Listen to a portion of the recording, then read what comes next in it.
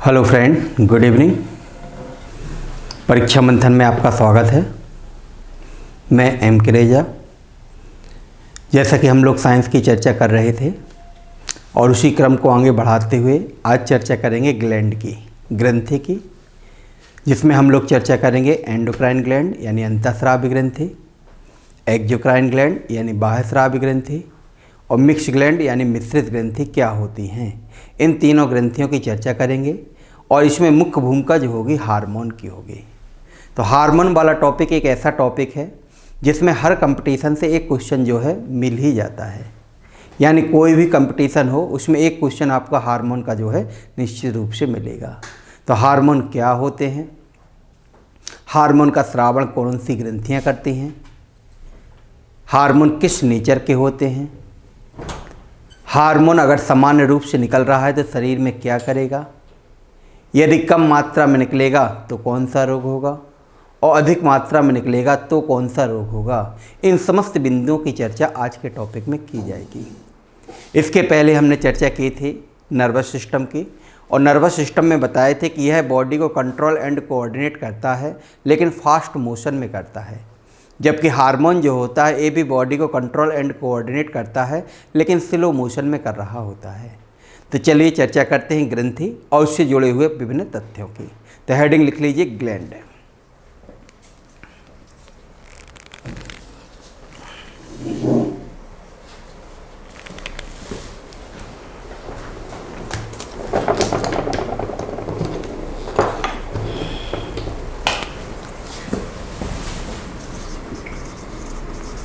Gland यानी ग्रंथि।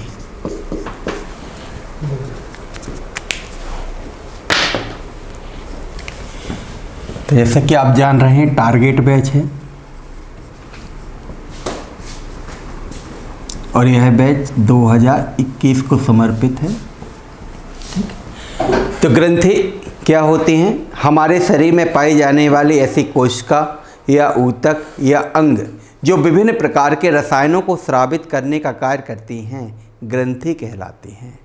हमारे शरीर में पाई जाने वाली ऐसी कोशिका या ऊतक या अंग जो विभिन्न प्रकार के केमिकल सब्सटेंसेस को सीक्रेट करने का कार्य करती हैं, उन्हें ग्लैंड कहा जाता है। तो ग्रंथि की परिभाषा क्या है, लिख लीजिए। हमारे शरीर में पाई जाने वाली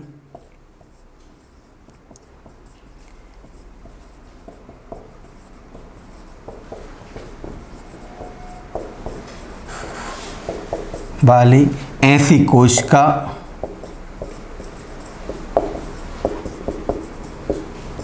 ऊतक,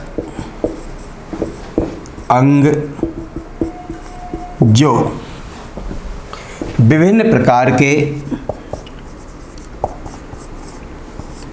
विभिन्न प्रकार के रासायनिक पदार्थों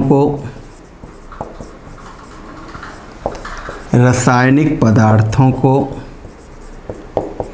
स्रावित करने का कार्य करते हैं।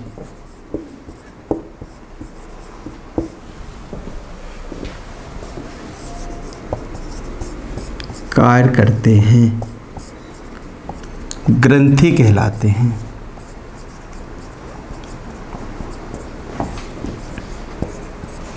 तो ऐसी कोशिका या ऊतक या अंग जो विभिन्न प्रकार के केमिकल सब्सटेंसेस को, रासायनिक पदार्थों को सीक्रेट यानी स्रावित करने का कार्य करते हैं, उन्हें ग्रंथि कहा जाता है।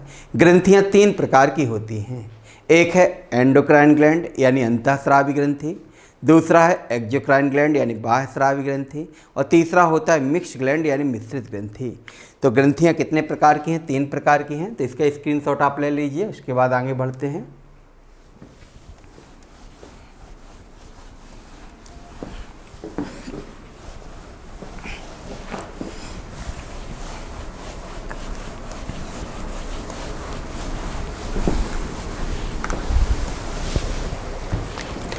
तो ग्रंथि के प्रकार,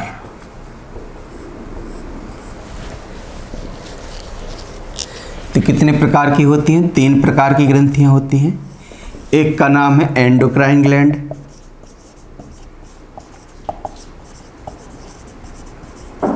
यानी अंतःस्रावी ग्रंथि।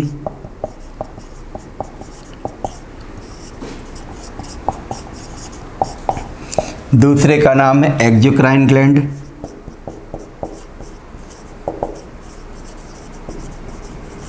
यानी बाह्यस्रावी ग्रंथि।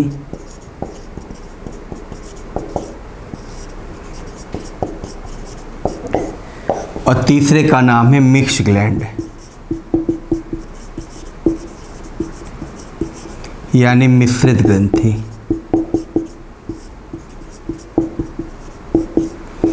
तो देखिए ग्रंथियां तीन प्रकार की हैं। एक है एंडोक्राइन ग्लैंड जिसे अंतःस्रावी ग्रंथि कहते हैं, दूसरा है एक्सोक्राइन ग्लैंड जिसे बाह्यस्रावी ग्रंथि कहते हैं, और तीसरा है मिक्स ग्लैंड जिसे मिश्रित ग्रंथि कहा जाता है। एंडोक्राइन ग्लैंड का दूसरा नाम होता है डक्टलेस ग्लैंड,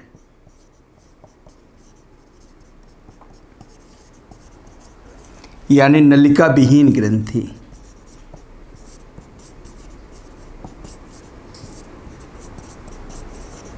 ठीक। एक्सोक्राइन ग्लैंड का दूसरा नाम होता है डक्टेड ग्लैंड, यानी नलिका युक्त ग्रंथि।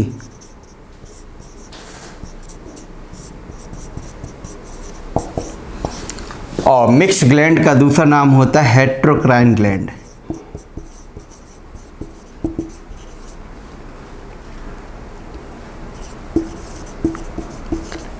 तो आपको इनके दूसरे नाम भी याद रखना है। एक्सोक्राइन ग्लैंड, एंडोक्राइन ग्लैंड और मिक्स ग्लैंड के दूसरे नाम क्या हैं? तो एंडोक्राइन ग्लैंड का दूसरा नाम क्या होता है? डक्टलेस ग्लैंड, यानी नलिका विहीन ग्रंथि। एक्सोक्राइन ग्लैंड का दूसरा नाम क्या है? डक्टेड ग्लैंड, यानी नलिका युक्त ग्रंथि। और मिक्स ग्लैंड का दूसरा नाम क्या होता है? हेटेरोक्राइन ग्लैंड। अब सबसे पहले आते हैं एंडोक्राइन ग्लैंड पर, यानी अंतःस्रावी ग्रंथि पर। तो अंतःस्रावी ग्रंथि की परिभाषा है ऐसी ग्रंथियां जो अपने द्वारा बनाए गए रासायनिक पदार्थों को रक्त के माध्यम से स्थानांतरित करने का कार्य करती हैं, उन्हें अंतःस्रावी ग्रंथि कहा जाता है। ऐसी ग्रंथियां जो अपने द्वारा बनाए गए रासायनिक पदार्थों को ब्लड के माध्यम से ट्रांसफ़र करने का कार्य करती हैं, उन्हें अंतःस्रावी ग्रंथि कहा जाता है। क्योंकि इन ग्रंथियों में स्वयं की नलिका नहीं पाई जाती है, क्योंकि इन ग्रंथियों में स्वयं की नलिकाएं नहीं पाई जाती हैं, इसलिए इन्हें नलिका विहीन ग्रंथि या डक्टलेस ग्लैंड के नाम से भी जाना जाता है। और इन ग्रंथियों के माध्यम से जो रासायनिक पदार्थ निकलता है उसे हार्मोन का दर्जा दिया जाता है। यानी एंडोक्राइन ग्लैंड के माध्यम से जो भी केमिकल सब्सटेंसेस निकलेगा उसे क्या कहा जाएगा? हार्मोन कहा जाएगा।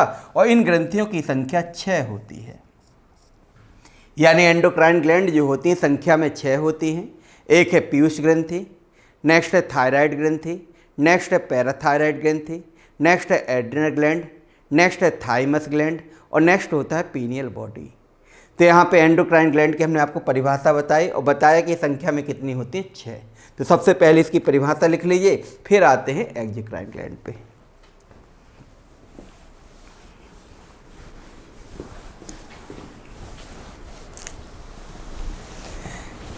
तो एंडोक्राइन ग्लैंड की परिभाषा क्या है? ऐसी ग्रंथियां जो अपने द्वारा बनाए गए रासायनिक पदार्थों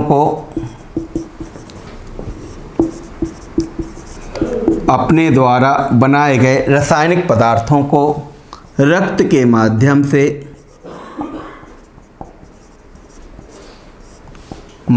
से स्थानांतरित करने का कार्य करती हैं।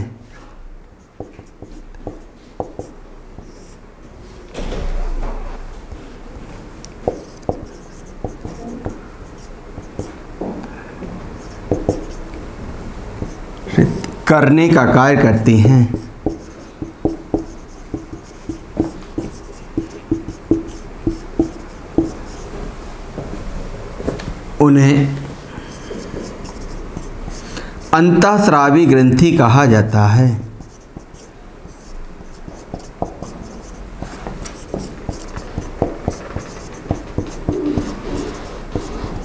क्योंकि इन ग्रंथियों में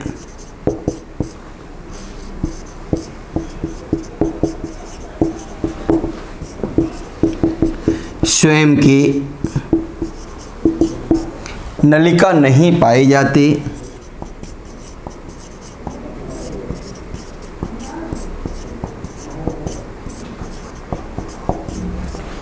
है, इसलिए इन्हें नलिका विहीन ग्रंथि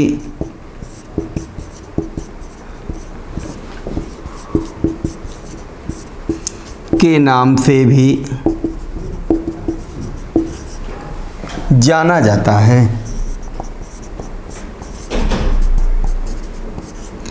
तो देखिए एंडोक्राइन ग्लैंड क्या है? ऐसी ग्रंथियां जो अपने द्वारा बनाए गए रासायनिक पदार्थों को ब्लड के माध्यम से ट्रांसफ़र करने का कार्य करती हैं, उन्हें क्या कहते हैं? अंतःस्रावी ग्रंथि कहते हैं। क्योंकि इन ग्रंथियों में स्वयं की नलिकाएं नहीं पाई जाती हैं, इसलिए इन्हें नलिका विहीन ग्रंथि या डक्टलेस ग्लैंड के नाम से भी जाना जाता है। और इन ग्रंथियों से जो रासायनिक पदार्थ निकलता है उसे हार्मोन का दर्जा दिया जाता है। इन ग्रंथियों से जो रासायनिक पदार्थ निकलता है उसे हार्मोन का दर्जा दिया जाता है और ये ग्रंथियां संख्या में 6 होती हैं। तो 6 के नाम लिख लेते हैं, इसका स्क्रीनशॉट ले लीजिए आप।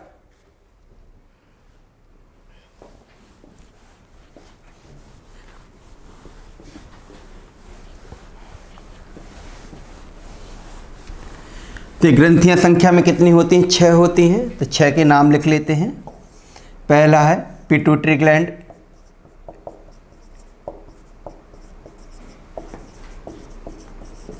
नेक्स्ट है थायराइड ग्लैंड, नेक्स्ट है पैराथायराइड ग्लैंड,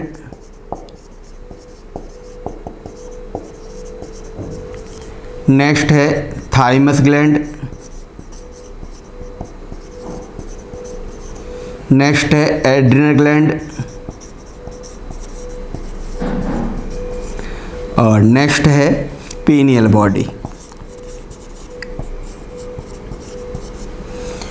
तो देखिए ग्रंथियां जो हैं संख्या में 6 हैं। पहला है पीयूष ग्रंथि, नेक्स्ट है थायराइड ग्रंथि, नेक्स्ट है पैराथायराइड ग्रंथि, नेक्स्ट है थाइमस ग्लैंड, नेक्स्ट होता है एड्रिनल ग्लैंड और नेक्स्ट होता है पीनियल बॉडी। तो पीनियल बॉडी लगा हुआ है इसमें, बाकी सब में देखा जाए तो क्या लगा हुआ है? ग्लैंड लगा हुआ है। तो इनके नाम आपको याद होना चाहिए, क्योंकि सीधा सीधा कभी कभी क्वेश्चन पूछ लेता है कि निम्नलिखित में से कौन सी अंतःस्रावी ग्रंथि है अथवा नहीं है। तो कितनी होती हैं? संख्या में 6 होती हैं। पीयूष ग्रंथि, थायराइड ग्रंथि, पैराथायराइड ग्रंथि, थाइमस ग्लैंड, पीनियल बॉडी और एड्रिनल ग्लैंड। क्लियर? अब इसके बाद आते हैं एक एक ग्रंथि से, क्योंकि इन ग्रंथियों के माध्यम से क्या स्रावित हो रहा है? हार्मोन। इन ग्रंथियों के माध्यम से किसका सीक्रेशन हो रहा है? हार्मोन का। तो हार्मोन की परिभाषा क्या होगी? हार्मोन ऐसे कार्बनिक रासायनिक पदार्थ होते हैं जो अंतःस्रावी ग्रंथि द्वारा स्रावित होते हैं, रक्त के माध्यम से स्थानांतरित होकर लक्ष्य ऑर्गन तक पहुंचते हैं, अपना प्रभाव दिखाने के साथ समाप्त हो जाते हैं, हार्मोन कहलाते हैं। हार्मोन ऐसे कार्बनिक रासायनिक पदार्थ हैं जो एंडोक्राइन ग्लैंड के द्वारा सीक्रेट होते हैं, ब्लड के माध्यम से ट्रांसफ़र होते हैं, टारगेट ऑर्गन तक पहुंचकर अपना प्रभाव दिखाने के साथ समाप्त हो जाते हैं, उन्हें हार्मोन कहा जाता है। हार्मोन जो होते हैं यह प्रोटीन एवं स्टेरॉयड नेचर के होते हैं।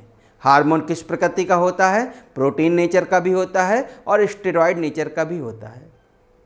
हार्मोन जो होते हैं ये रक्त एवं जल में घुलनशील होते हैं। हार्मोन जो होते हैं ये स्लो मोशन में बॉडी को कंट्रोल एंड कोऑर्डिनेट करने का कार्य करते हैं। हार्मोन को टेम्पो ऑफ लाइफ यानी जीवन की गति की संज्ञा भी दी जाती है। और हार्मोन का स्रावण किससे हो रहा है? इन ग्रंथियों से हो रहा है। तो सबसे पहले लिख लेते हैं हार्मोन की परिभाषा, उसके बाद आते हैं एक एक करके ग्रंथि और उनसे निकलने वाले हार्मोन। तो हेडिंग लिख सकते हैं, अब साइड हेडिंग लिखिएगा हार्मोन।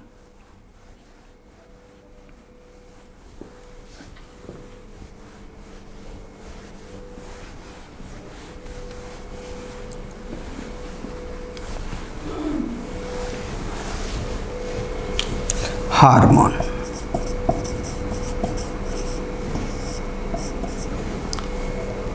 इसकी परिभाषा है, हार्मोन ऐसे कार्बनिक रासायनिक पदार्थ होते हैं जो अंतःस्रावी ग्रंथि अंतःस्रावी ग्रंथियों द्वारा स्रावित होते हैं।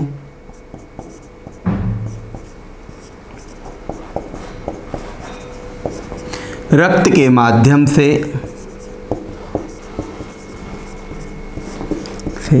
स्थानांतरित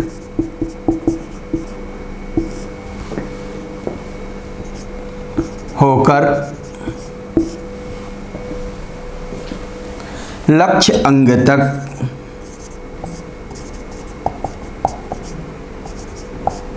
पहुंचकर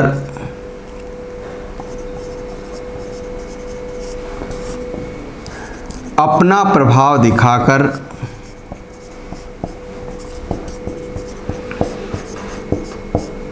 समाप्त हो जाते हैं।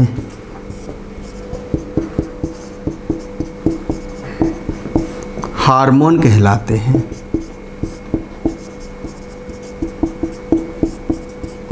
तो देखिए हार्मोन क्या है? हार्मोन ऐसे कार्बनिक रासायनिक पदार्थ हैं जो अंतःस्रावी ग्रंथियों द्वारा स्रावित होते हैं, रक्त के माध्यम से स्थानांतरित होते हैं, लक्ष्य ऑर्गन तक पहुंचते हैं, अपना प्रभाव दिखाने के साथ समाप्त हो जाते हैं। उन्हें हार्मोन कहा जाता है। हार्मोन के अगर लक्षण को देखा जाए तो हार्मोन प्रोटीन एवं स्टेरॉइड नेचर के होते हैं।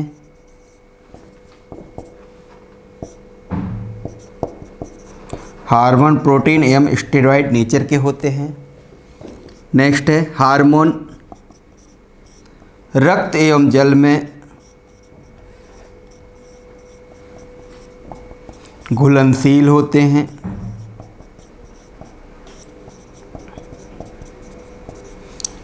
हार्मोन को टेम्पो ऑफ लाइफ यानी जीवन की गति की संज्ञा दी जाती है।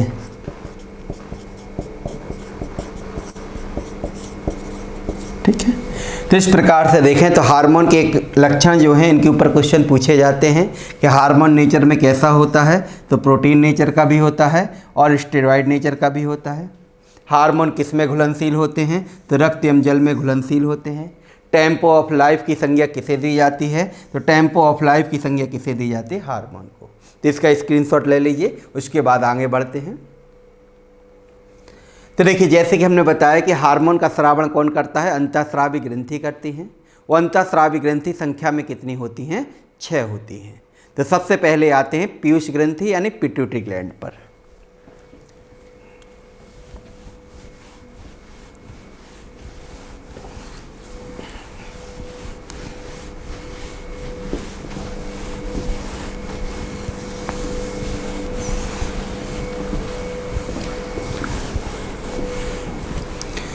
तो यहाँ पे एक छोटा सा पीयूष ग्रंथि का कीनोट बनाएंगे और इसमें जितने हार्मोन निकलते हैं पहले उनको लिख लेते हैं, उसके बाद जो है कि करके हार्मोन को उठा के चर्चा करेंगे। तब पिट्यूटरी ग्लैंड यानी पीयूष ग्रंथि। पिट्यूटरी ग्लैंड के 3 लोब होते हैं। एक का नाम है एंटीरियर लोब,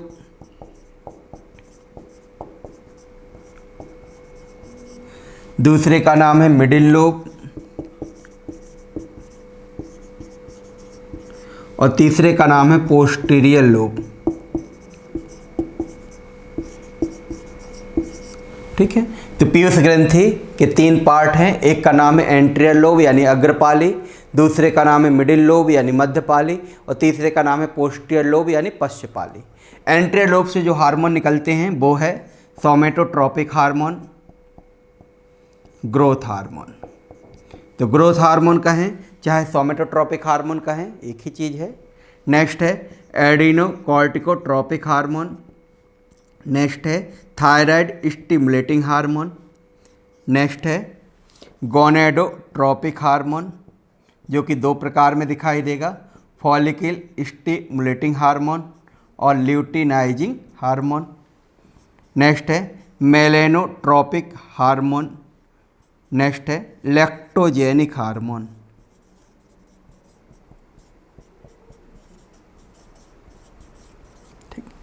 तो एंटीरियर लोब से जो हार्मोन निकलते हैं उनमें लिखा है आपका ग्रोथ हार्मोन, सोमेटोट्रोपिक हार्मोन, ACTH यानी एडिनोकॉर्टिकोट्रोपिक हार्मोन, TSH यानी थायराइड स्टिमुलेटिंग हार्मोन, GTH यानी गोनेडोट्रोपिक हार्मोन, FSH यानी फॉलिकल स्टिमुलेटिंग हार्मोन, LH यानी ल्यूटिनाइजिंग हार्मोन, MTH यानी मेलेनोट्रोपिक हार्मोन, लैक्टोजेनिक हार्मोन।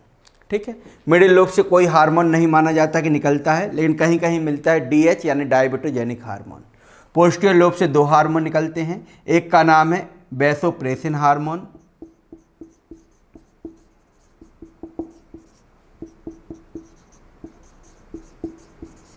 और दूसरे का नाम है ऑक्सीटोसिन हार्मोन।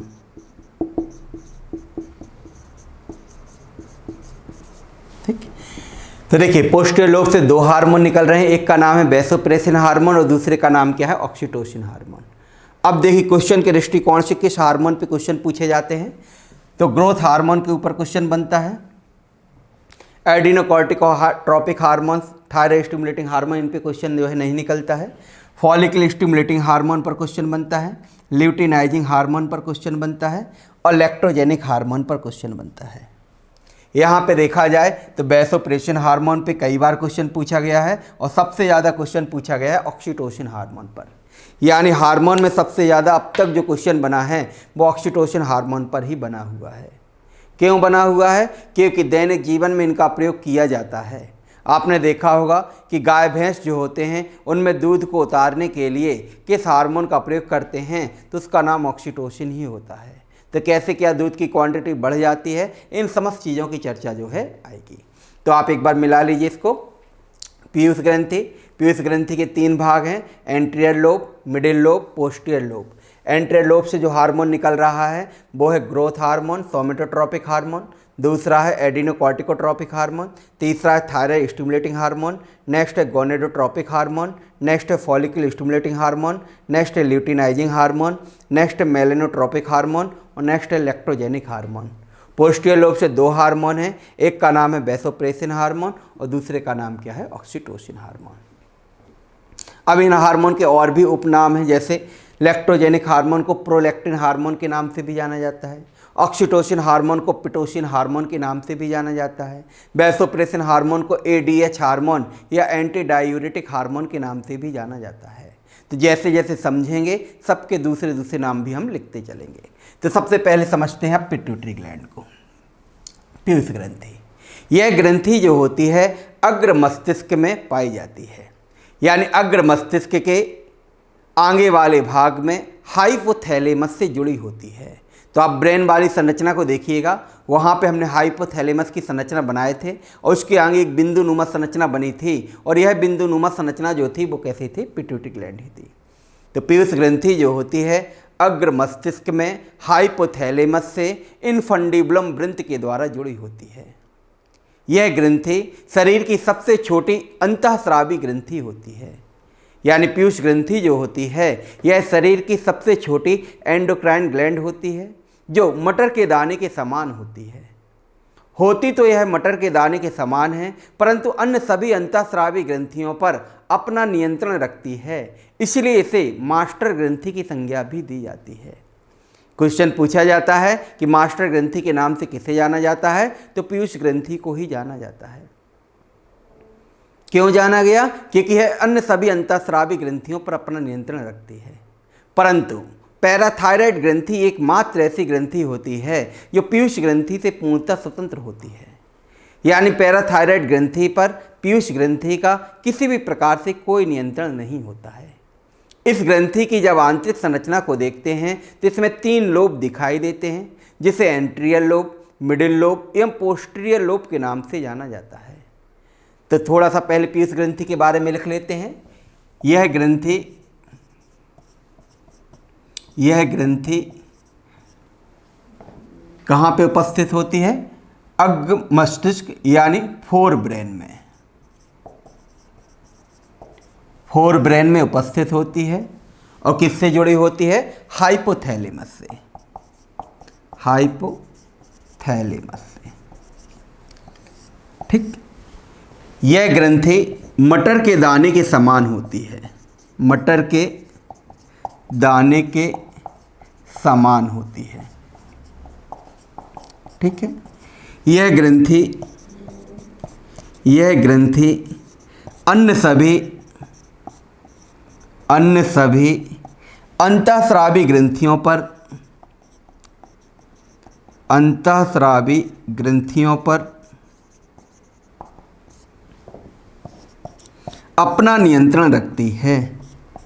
अपना नियंत्रण रखती है।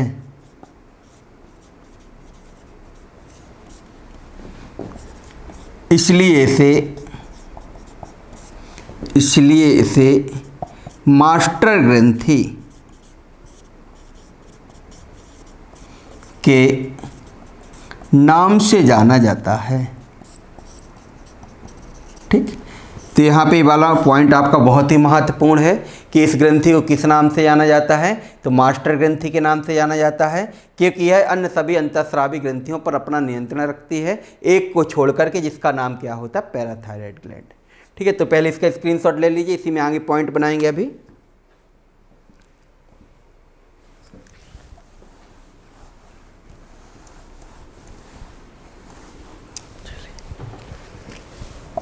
पैराथायरॉयड ग्लैंड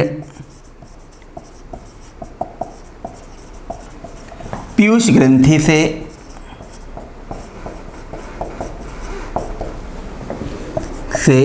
पूर्णतः स्वतंत्र होती है।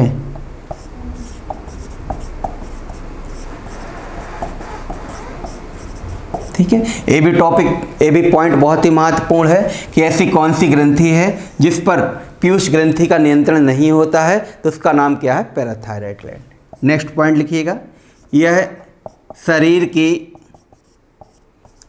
की सबसे छोटी अंतःस्रावी ग्रंथि है।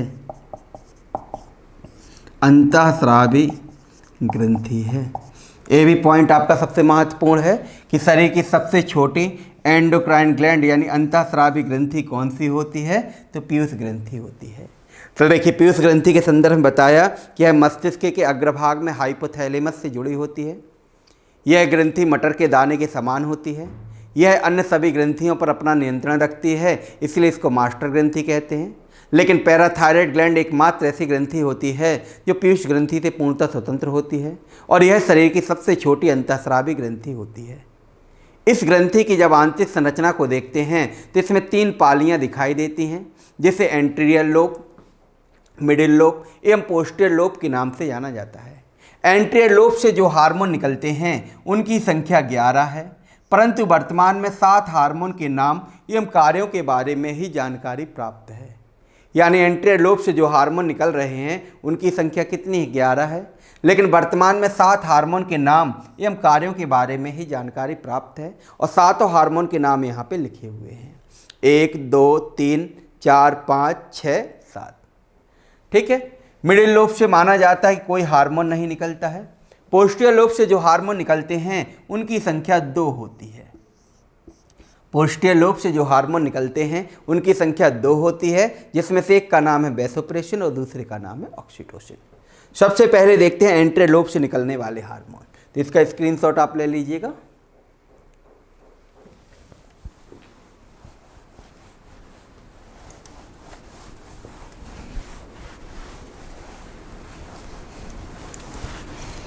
एंटीरियर लोब से जो पहला हार्मोन निकल रहा है उसका नाम है ग्रोथ हार्मोन या सोमेटोट्रोपिक हार्मोन।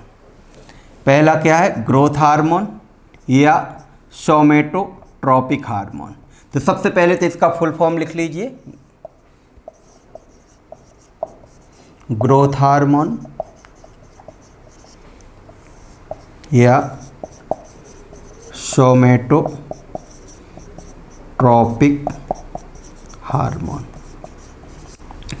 तो देखिए, नाम से स्पष्ट है, ग्रोथ हार्मोन को हिंदी में कहते हैं वृद्धि कारक हार्मोन। वृद्धि कारक हार्मोन यानी जो वृद्धि को बढ़ाने का कार्य करेगा। यानी यह हार्मोन जो होता है बच्चे के निर्माण से निकलना प्रारंभ होता है और लगभग 18 से 22 से 25 वर्ष की उम्र तक निकलता रहता है। इस हार्मोन का मुख्य कार्य है बच्चे की भौतिक रूप से लंबाई में वृद्धि करवाना। यह हार्मोन जब बच्चे की भौतिक रूप से लंबाई में वृद्धि करवा देता है तब इस हार्मोन का स्रावण इतना कम हो जाता है कि शरीर पर कोई प्रभाव नहीं पड़ता है या फिर इस हार्मोन का स्रावण बंद हो जाता है। अगर यह हार्मोन संतुलित मात्रा में निकल रहा है तो बच्चे की भौतिक रूप से लंबाई में पर्याप्त वृद्धि होती है, परंतु यदि यह हार्मोन कम मात्रा में निकलता है तो ऐसी स्थिति में बच्चे की लंबाई में वृद्धि नहीं हो पाती है। और जब बच्चे की लंबाई में वृद्धि नहीं होती है तो ऐसे बच्चे जो होते हैं बौने रह जाते हैं। इस प्रकार के बच्चे मुख्यतः सर्कस में दिखाई देते हैं, इसलिए इन्हें सर्कस बौने बच्चों के नाम से भी जाना जाता है। इसके अलावा इन्हें टर्मिनोलॉजी में एटलियोसिस एवं मिगेट के नाम से भी जाना जाता है। तो देखिए, कम मात्रा में हार्मोन निकला तो बच्चे बौने रह गए। इन बच्चों को क्या कहा गया? एटलियोसिस एवं मिगेट कहा गया। ऐसे बच्चे जो होते हैं मानसिक रूप से स्वस्थ होते हैं। मानसिक रूप से स्वस्थ होने का आशय है कि जिस प्रकार से हमारे सोचने, समझने, डिसीजन लेने की क्षमता होती है, उसी प्रकार से उन बच्चों की भी सोचने, समझने, डिसीजन लेने की क्षमता होती है। लेकिन यदि यह हार्मोन अधिक मात्रा में निकलता है तो व्यक्ति का शरीर जो होता है जायंटनिज्म हो जाता है, यानी राक्षसाकार, दैत्याकार, भीमाकार इत्यादि हो जाता है। ऐसे बच्चों को एक्रोमेगैली के नाम से जाना जाता है। यानी हार्मोन अगर अधिक निकला तो एक्रोमेगैली हो गया। कभी कभी इस हार्मोन के प्रभाव से व्यक्ति कुबड़ भी हो जाता है, जिसे काइफोसिस कहा जाता है। यानी इस हार्मोन की अधिकता से कभी कभी व्यक्ति क्या कुबड़ भी हो जाता है, जिसे क्या कहा जाता है? काइफोसिस के नाम से जाना जाता है। तो देखिए, हार्मोन में आपको यही चीज़ ध्यान रखना है कि अगर संतुलित मात्रा में निकल रहा है तो क्या कर रहा है, कम मात्रा में निकलेगा तो कौन सा रोग होगा, अधिक मात्रा में निकलेगा तो कौन सा रोग शरीर में हो रहा होगा। तो चलिए अब इसको लिख लेते हैं। हमने बताया कि ग्रोथ हार्मोन या सोमेटोट्रोपिक हार्मोन, तो ये फुल फॉर्म दोनों को लिखे हुए हैं। तो इस हार्मोन का मुख्य कार्य क्या है? मुख्य कार्य क्या है? बच्चे के भौतिक रूप से लंबाई में वृद्धि करवाना है। यानी इस हार्मोन का मुख्य कार्य क्या है? बच्चे की भौतिक रूप से लंबाई में वृद्धि करवाना है। यह हार्मोन बच्चे के निर्माण से निकलना प्रारंभ होगा और लगभग 18 से 22 वर्ष की उम्र तक निकलता रहेगा। तत्पश्चात इस हार्मोन का प्रभाव इतना कम हो जाएगा कि शरीर पर इसका कोई साइड इफेक्ट या प्रभाव नहीं पड़ेगा, या फिर यह हार्मोन निकलना बंद हो जाएगा। तो इसका कार्य क्या था? बच्चे की भौतिक रूप से लंबाई में वृद्धि करवाना। अगर सामान्य मात्रा में निकल रहा है तब तो कोई डिसऑर्डर नहीं है, लेकिन यदि यह हार्मोन कम मात्रा में निकलता है, तो कम के लिए हमेशा आता है हाइपोसिक्रेशन और अधिक के लिए हमेशा आता है हाइपर सिक्रेशन। यदि यह हार्मोन कम मात्रा में निकलता है तो ऐसी कंडीशन में बच्चे जो हैं बौने रह जाएंगे। यानी बच्चे की भौतिक रूप से लंबाई में जब वृद्धि नहीं होगी तो ऐसे बच्चे बौने रह जाएंगे। क्योंकि बच्चे मुख्यतः ऐसे कहाँ दिखाई देते हैं? सर्कस में दिखाई देते हैं, इसलिए इनको सर्कस बौने बच्चे या सर्कस ड्वार्फ के नाम से भी जाना जाता है। इसके अलावा टर्मिनोलॉजी में इसे एटलियोसिस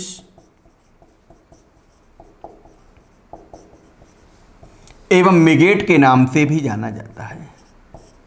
तो ध्यान रखिएगा कि ये हार्मोन कम मात्रा में निकला तो बच्चे बौने रह गए। ऐसे बौने बच्चों को एटलियोसिस एवं मिगेट कहा जाता है। यदि यह हार्मोन अधिक मात्रा में निकलता है, अधिक मात्रा के लिए क्या यूज करते हैं? हाइपर सिक्रेशन यूज करते हैं। अधिक मात्रा में निकलता है तो बच्चे का शरीर जो होता है दैत्याकार या भीमाकार या राक्षसाकार हो जाता है, और ऐसे बच्चों को क्या कहते हैं? एक्रोमेगैली कहा जाता है। ऐसे बच्चों को क्या कहते हैं? एक्रोमेगैली कहा जाता है। कभी कभी इस हार्मोन के कारण व्यक्ति जो होता है कुबड़ भी हो जाता है, और ऐसे बच्चों को काइफोसिस के नाम से जाना जाता है। तो ध्यान रखिएगा, यहाँ आप क्वेश्चन कहाँ कहाँ बनते हैं उनको देख लीजिए। पहला तो आपका पूछा जाता है ग्रोथ हार्मोन का दूसरा नाम क्या है, तो सोमेटोट्रोपिक हार्मोन होता है। एटलियोसिस के ऊपर क्वेश्चन पूछा जाता है, मिगेट के ऊपर क्वेश्चन पूछा जाता है, एक्रोमेगैली के ऊपर क्वेश्चन पूछा जाता है और काइफोसिस के ऊपर क्वेश्चन पूछा जाता है। कार्य के ऊपर क्वेश्चन इसलिए नहीं पूछा जाता है क्योंकि इससे पता ही चल जाता है कि इसका कार्य क्या होगा, लंबाई में वृद्धि करवाना। तो ये था पहला हार्मोन जिसका नाम क्या है, ग्रोथ हार्मोन या सोमेटोट्रोपिक हार्मोन। क्लियर है, तो इसका स्क्रीनशॉट ले लीजिए। संक्षिप्त में एक बार और देख लीजिए। ग्रोथ हार्मोन जिसे सोमेटोट्रोपिक हार्मोन के नाम से जाना जाता है, इसका मुख्य कार्य है बच्चे की भौतिक रूप से लंबाई में वृद्धि करवाना। अगर सामान्य मात्रा में निकल रहा है तब तो कोई डिसऑर्डर नहीं होगा, लेकिन कम मात्रा में हार्मोन निकलेगा तो बच्चे बौने रह जाएंगे। ऐसे बौने बच्चों को एटलियोसिस मिगेट के नाम से जाना जाएगा। और अधिक मात्रा में अगर हार्मोन निकलेगा तो बच्चे का शरीर जो होगा जाइंटिनिज्म हो जाएगा और ऐसे बच्चों को एक्रोमेगैली कहा जाएगा। कभी कभी व्यक्ति कुबड़ भी हो जाता है जिसे काइफोसिस के नाम से जाना जाता है। ठीक, चलिए नेक्स्ट हार्मोन है ACTH।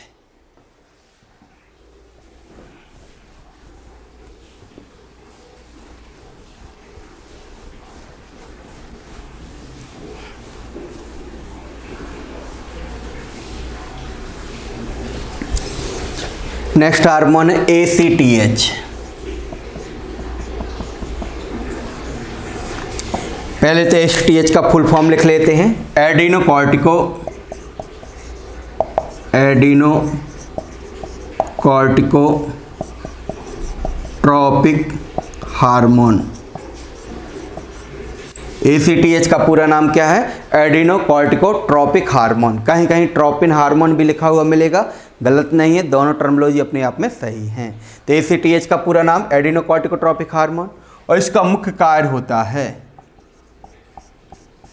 एड्रिनल ग्लैंड पर नियंत्रण रखना।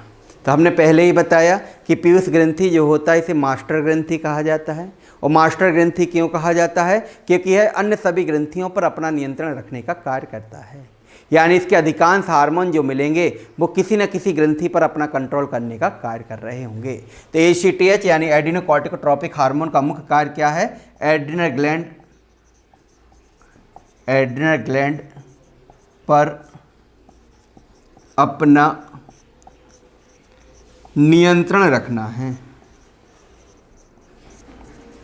ठीक, अब किस प्रकार से नियंत्रण रखता है, तो जब एड्रिनल ग्लैंड की चर्चा करेंगे तो ये हार्मोन अपने आप में लिंक होकर के आ जाएगा।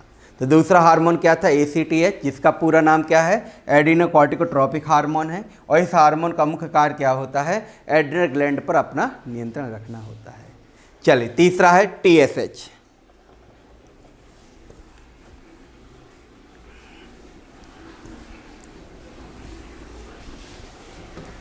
नेक्स्ट है TSH। TSH का पूरा नाम है थायराइड स्टिमुलेटिंग हार्मोन। TSH का पूरा नाम क्या है, थायराइड स्टिमुलेटिंग हार्मोन है। और यह हार्मोन थायराइड ग्रंथि से निकलने वाले हार्मोन पर अपना नियंत्रण रखता है। तो देखिए ACTH क्या कर रहा था, एड्रिनल ग्लैंड पर कंट्रोल कर रहा था और TSH किस पर कंट्रोल कर रहा है, थायराइड ग्रंथि पर अपना नियंत्रण रखने का कार्य करता है। तो इसका मुख्य कार्य क्या है, थायराइड ग्रंथि से, थायराइड ग्लैंड से निकलने वाले हार्मोन पर अपना नियंत्रण रखना है।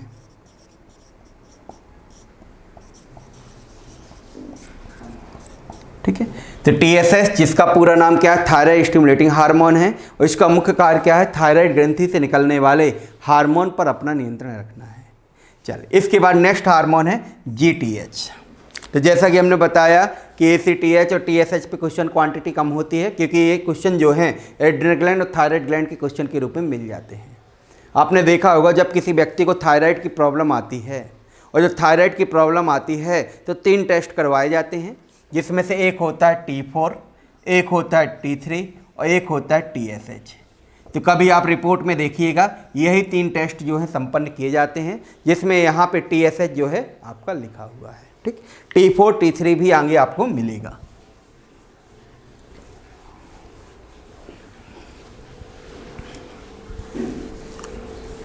अब इसके बाद है GTH। GTH और GTH का पूरा नाम है गोनेडोट्रोपिक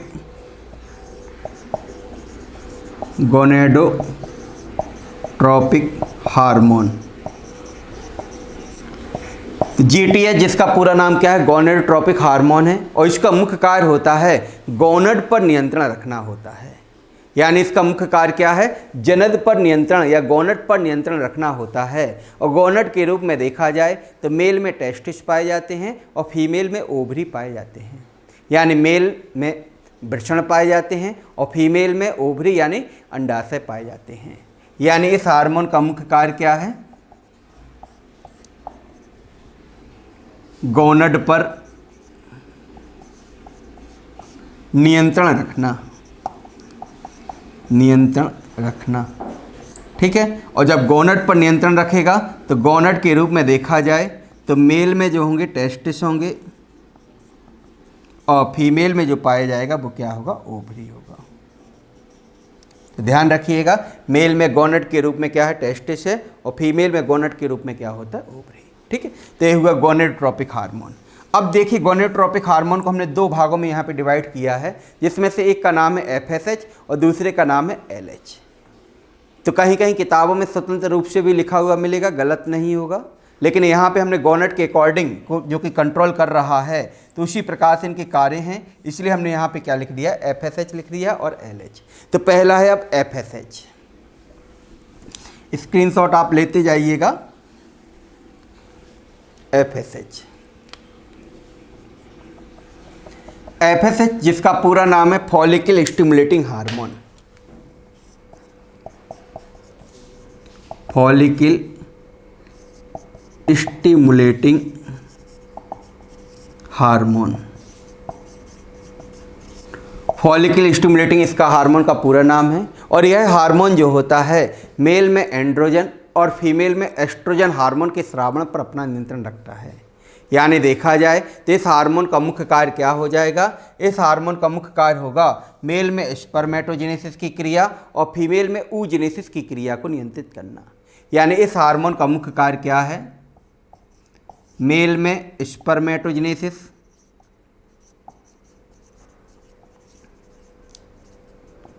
यानी शुक्राणु जनन और फीमेल में oogenesis यानी अंडाणु जनन की क्रिया को नियंत्रित करना है। तो आप देखिएगा, हमने जब आपको डिवीज़न पढ़ाया था, जिसमें हमने आपको बताया था माइटोसिस डिवीज़न और मियोसिस डिवीज़न, यानी समसूत्री विभाजन और अर्धसूत्री विभाजन। तो अर्धसूत्री विभाजन में हमने बताया था कि यह विभाजन 2 प्रकार का है आगे जा कर के, एक है स्पर्मेटोजेनेसिस के रूप में और दूसरा होता है oogenesis के रूप में। तो देखिए हार्मोन के रूप में कौन कंट्रोल कर रहा है, FSH कंट्रोल कर रहा है। तो आपको पता होना चाहिए कि FSH क्या करेगा, मेल में स्पर्मेटोजेनेसिस की क्रिया को और फीमेल में क्या करेगा, oogenesis की क्रिया को नियंत्रित करने का कार्य करेगा। क्लियर, चलिए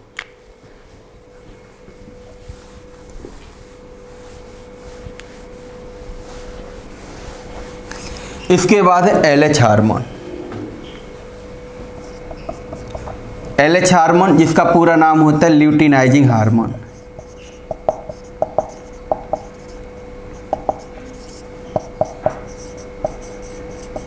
ठीक है, और यह हार्मोन क्या करेगा, मेल में एंड्रोजन हार्मोन और फीमेल में एस्ट्रोजन हार्मोन के स्रावण पर अपना नियंत्रण रखेगा।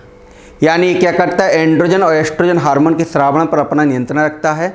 लेकिन स्रावण कहाँ से होता है, एंड्रोजन का स्रावण जो होगा टेस्टिस से होगा और एस्ट्रोजन का स्रावण जो होगा वो ओवरी से होगा। तो हमने आपको पहले ही बताया कि गोनेडोट्रोपिक हार्मोन क्या कर रहा है, गोनड पर अपना नियंत्रण रखने का कार्य कर रहा है। तो गॉनेट से संबंधित जुड़े हुए कार्यों को ये क्या करेगा, संपन्न करेगा। अब देखिए यहाँ पे क्या आया है, एंड्रोजन। एंड्रोजन हार्मोन जो होता है यह मेल का सेकेंडरी सेक्सुअल हार्मोन होता है, मेल का द्वितीयक लैंगिक हार्मोन होता है। और एस्ट्रोजन हार्मोन जो होता है यह फीमेल का सेकेंडरी सेक्सुअल हार्मोन होता है। यानी जैसे ही मेल जन्म लेता है उसमें प्राइमरी सेक्सुअल कैरेक्टर के रूप में टेस्टिस पाए जाते हैं। जब मेल की आयु लगभग 12 से 14 वर्ष की होती है तो टेस्टिस के माध्यम से एंड्रोजन हार्मोन निकलता है, जिसमें एक मुख्य हार्मोन टेस्टोस्टेरोन हार्मोन होता है। यह हार्मोन मेल में सेकेंडरी सेक्सुअल कैरेक्टर यानी द्वितीयक लैंगिक लक्षण को उत्पन्न करता है, जिसके बाह्य लक्षण के रूप में आवाज़ का मोटी होना, दाढ़ी मूंछ का आना इत्यादि दिखाई देता है। जबकि आंतरिक लक्षण के रूप में देखा जाए तो स्पर्म का फॉर्मेशन एंड मैच्योरेशन होना प्रारंभ हो जाता है, शुक्राणु का निर्माण एवं परिपक्वन होना प्रारंभ हो जाता है।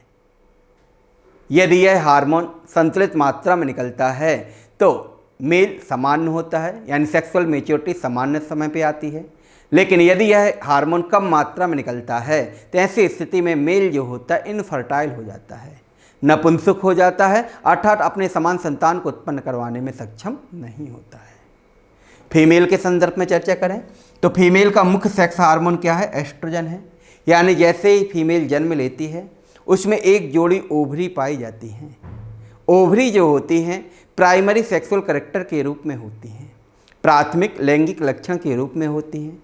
जैसे ही फीमेल की आयु लगभग 10 से 12 वर्ष की होती है ओवरी के माध्यम से एस्ट्रोजन हार्मोन निकलता है, और जब यह हार्मोन निकलता है तो फीमेल में सेकेंडरी सेक्सुअल कैरेक्टर यानी द्वितीयक लैंगिक लक्षण को उत्पन्न करता है, जिसके बाह्य लक्षण के रूप में आवाज़ का पतली होना, स्किन का स्मूथ होना, मेमोरी ग्लैंड का डेवलप होना इत्यादि दिखाई देता है। वहीं आंतरिक लक्षण के रूप में देखा जाए तो ओवा का मैच्योरेशन होना प्रारंभ हो जाता है, यानी अंडाणु का परिपक्वन होना प्रारंभ हो जाता है।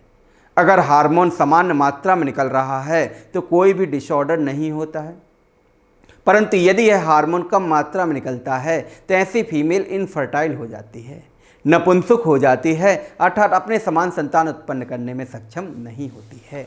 तो ये दोनों हार्मोन जो हैं सेकेंडरी सेक्सुअल हार्मोन हैं, और कई बार क्वेश्चन पूछा भी गया है कि मेल का सेकेंडरी सेक्सुअल हार्मोन कौन सा है, तो एंड्रोजन है, और फीमेल का कौन सा होता है, तो एस्ट्रोजन होता है। तो ये था गोनेडोट्रोपिक हार्मोन और उससे निकलने वाला FSH और LH। इसका स्क्रीनशॉट लेना चाहें तो ले लीजिए, इसके बाद आगे बढ़ते हैं।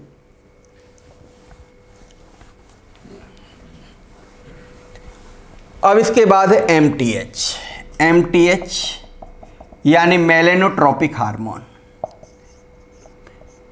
मेलेनोट्रोपिक हार्मोन कहीं कहीं लिखा मिलेगा मेलेनोसाइट ट्रोपिक हार्मोन, जो भी सही है, और मेलेनोट्रोपिक हार्मोन भी सही है। और इस हार्मोन का मुख्य कार्य होता है मेलेनिन पिगमेंट पर अपना नियंत्रण रखना। इस हार्मोन का मुख्य कार्य क्या है, मेलेनिन पिगमेंट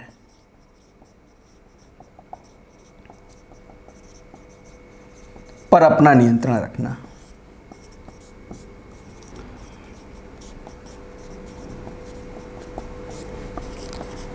ठीक है, तो स्किन वाला टॉपिक हमने पढ़ाया था सेंसरी ऑर्गन में, तो आप उसमें देखिएगा कि मेलेनोसाइट कोशिका के द्वारा मेलेनिन पिगमेंट का स्रावण होता है, और यह मेलेनिन पिगमेंट जो होता है त्वचा के रंग के लिए उत्तरदायी होता है।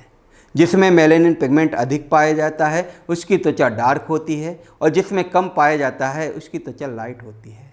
और मेलेनिन पिगमेंट का मुख्य कार्य होता है सूर्य से आने वाली पराबैंगनी किरणों से शरीर की सुरक्षा करना। ठीक है, तो इसका मुख्य कार्य क्या है, मेलेनिन पिगमेंट को कंट्रोल करना। चल, इसके बाद इसका अंतिम हार्मोन है जिसका नाम है लैक्टोजेनिक हार्मोन।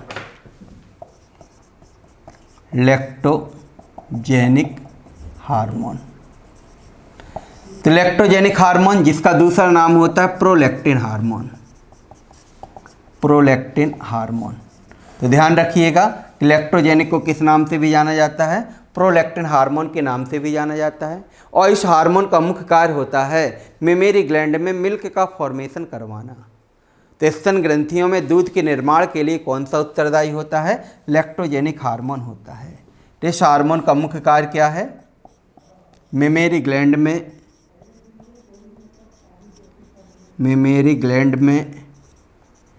मिल्क के फॉर्मेशन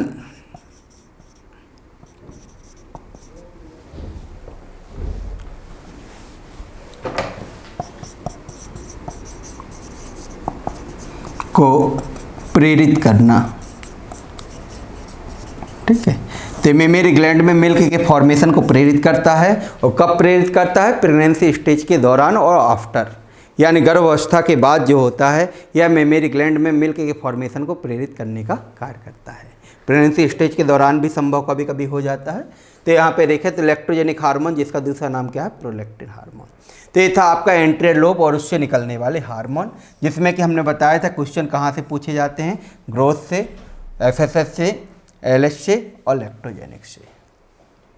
अब इसके बाद आएगा मिडिल लोब, जिससे माना जाता है कोई हार्मोन नहीं निकलता है। और उसके बाद आएगा पोस्टीरियर लोब। ठीक है, तो आज जो है इतना ही रहेगा। इसके बाद जो है चर्चा करेंगे नेक्स्ट क्लास में। तो यहाँ पे हम देख लेते हैं कौन कौन से क्वेश्चन पहले निकल रहे हैं एक संक्षिप्त रूप में। पहला क्वेश्चन पूछा जा सकता है कि नलिका विहीन ग्रंथि के नाम से किसे जाना जाता है? तो एंडोक्राइन ग्लैंड को जाना जाता है। टेम्पो ऑफ लाइफ की संज्ञा किसे दी जाती है? हार्मोन को दी जाती है। हार्मोन का स्रावण किन ग्रंथियों के द्वारा होता है? तो एंडोक्राइन ग्रंथि के द्वारा होता है। हार्मोन किस प्रकृति के होते हैं? तो प्रोटीन एवं स्टेरॉयड नेचर के होते हैं।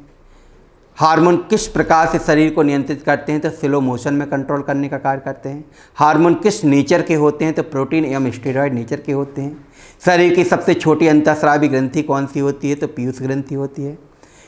मास्टर ग्रंथि के नाम से किसे जाना जाता है? तो पीयूष ग्रंथि को जाना जाता है। किस हार्मोन की अधिकता से काइफोसिस होता है? तो ग्रोथ हार्मोन की अधिकता से। किस हार्मोन की कमी से मिगेट नामक रोग होता है? तो ग्रोथ हार्मोन की कमी से। ग्रोथ हार्मोन का दूसरा नाम क्या होता है? तो सोमेटोट्रोपिक हार्मोन होता है। ऐसा कौन सा हार्मोन है जो थायराइड ग्रंथि पर अपना नियंत्रण रखता है? टीएसएच हार्मोन होता है। मेल में सेकेंडरी सेक्सुअल हार्मोन कौन सा होता है? एंड्रोजन। फीमेल का सेकेंडरी सेक्सुअल हार्मोन कौन सा होता है? एस्ट्रोजन। ऐसा कौन सा हार्मोन है जो प्रेगनेंसी स्टेज एवं उसके बाद मेमेरी ग्लैंड में मिल्क के फॉर्मेशन को प्रेरित करता है? तो उसका नाम होता है लैक्टोजेनिक हार्मोन। लैक्टोजेनिक हार्मोन का दूसरा नाम क्या होता है? तो प्रोलैक्टिन हार्मोन होते हैं। तो इतने लगभग क्वेश्चन निकल के जो हैं आते हैं आज के टॉपिक में। तो आपको आज का टॉपिक कैसा लगा कमेंट बॉक्स में कमेंट करके ज़रूर बताइएगा। टॉपिक को लाइक कीजिएगा, ज़्यादा से ज़्यादा शेयर कीजिएगा, और जो बच्चे पहली बार चैनल से जुड़ रहे हैं चैनल को सब्सक्राइब भी कीजिएगा। चलिए मिलते हैं नेक्स्ट क्लास में। Okay, thank you.